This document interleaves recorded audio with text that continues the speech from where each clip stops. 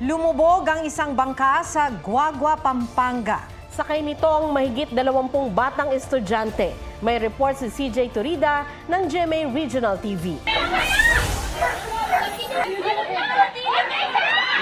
Nagmamadaling lumusong at lumangoy ang mga residenteng iyan patungo sa isang bangka sa ilog sa barangay Bangkal, Guagua, Pampanga. Ang bangka unti-unti nang lumulubog. Sakay nito ang mahigit 20 batang grade 1 hanggang grade 4.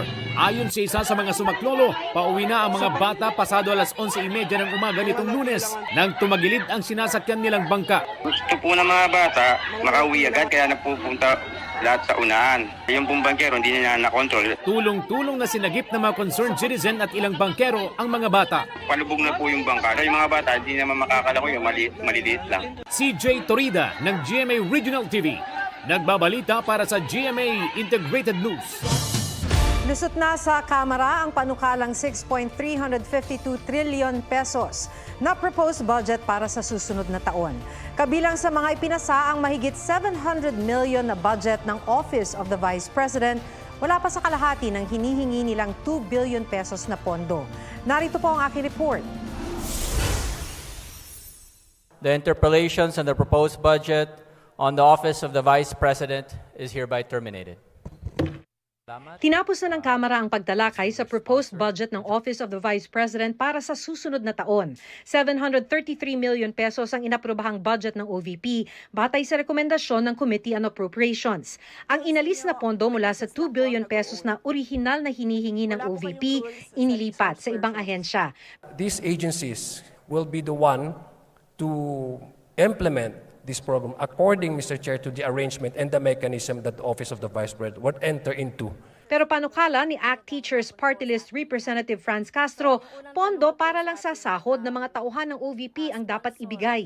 Malaki pa rin itong 733 million na ilalaan sa budget ng Office of the Vice President.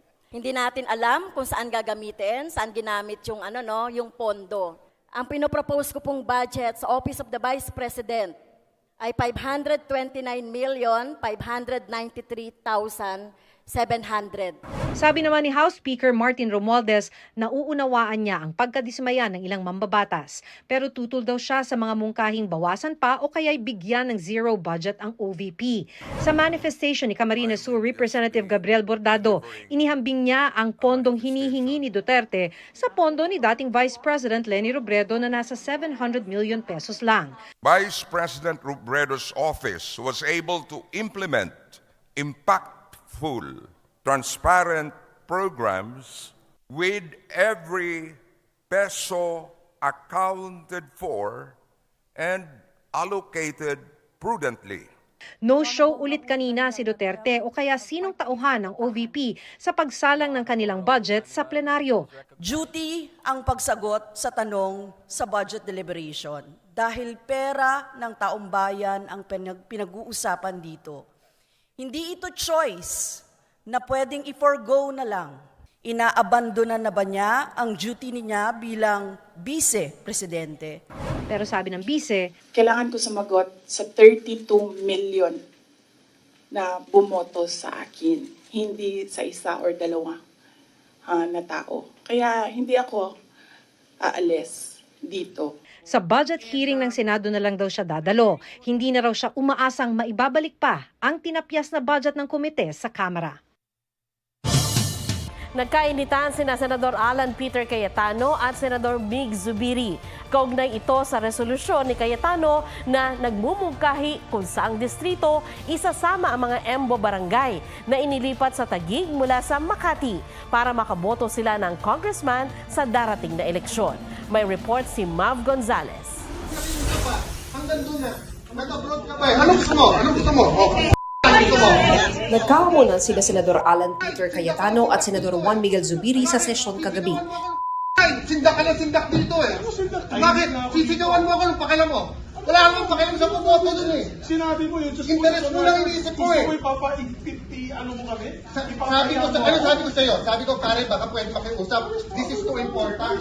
Nangyari yan matapos hilingin ni Cayetano na talakayin ang inakda niyang Senate Concurrent Resolution No. 23 para sa mga Embo Barangay.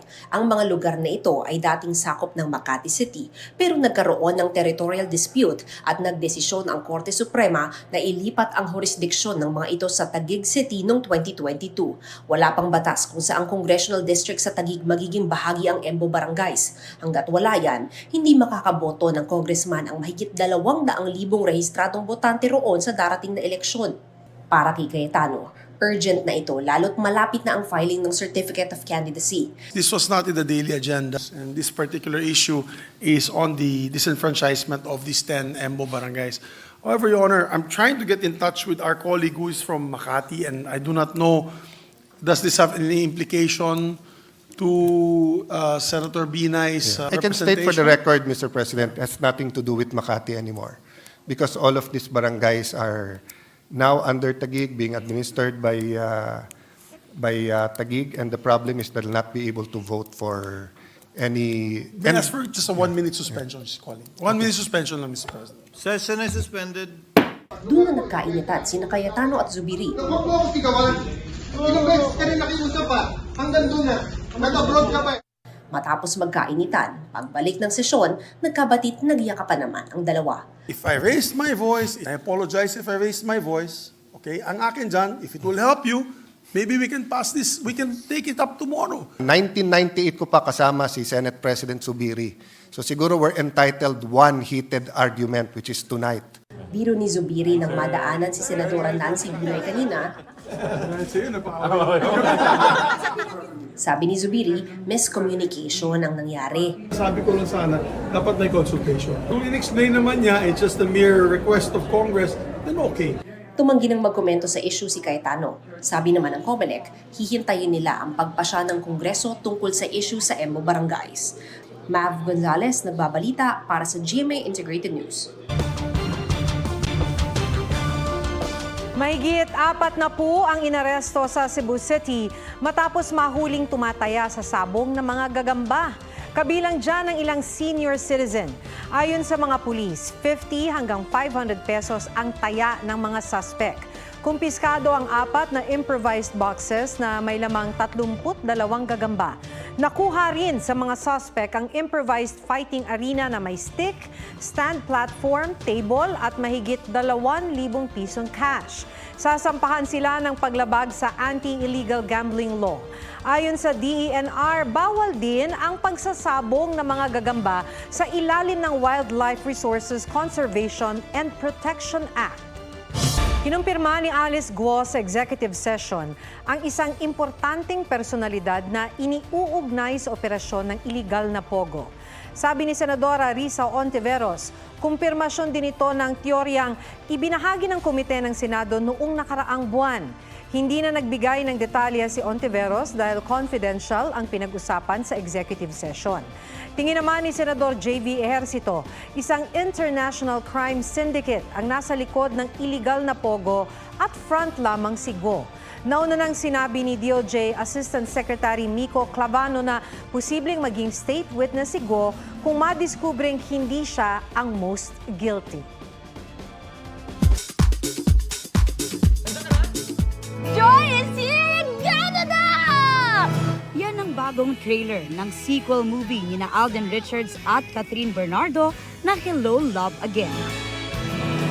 I miss my Joy here in Hong Kong. Andyan pa rin kaya ako? Sa puso mo. Ilang babay pa ba to? Excited na ako makarating sa future na kasama ka. And we're now making that future happen. Time starts now! Itong parating naming pelikulang Hello, Love Again, yung excitement. Gusto natin na ma-excite sila dito sa pelikula namin ni Gath as much as we are. Ipinakita rin sa teaser ang tila pagbabago sa karakter ni Catherine na si Joy. One hot Americano, tall. One hot Americano for Joy. For Marie, Joy is gone. Mamamas ko po. TikTok host Herlene Budol namasko kay Jose Marichan. Ninong na po kita. Okay. Ang Santa Claus ng Pilipinas, walang iba, si Santa Claus, Jose Marichan. Laro na naman siya ng Abot kamay na pangarap star Jillian Ward.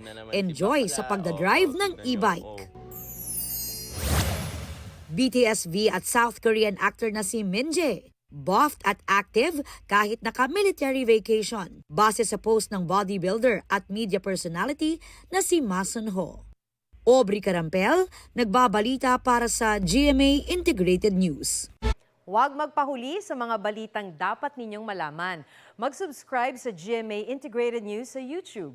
Sa mga kapuso abroad, subaybayan nyo kami sa GMA Pinoy TV at sa www.gmanews.tv.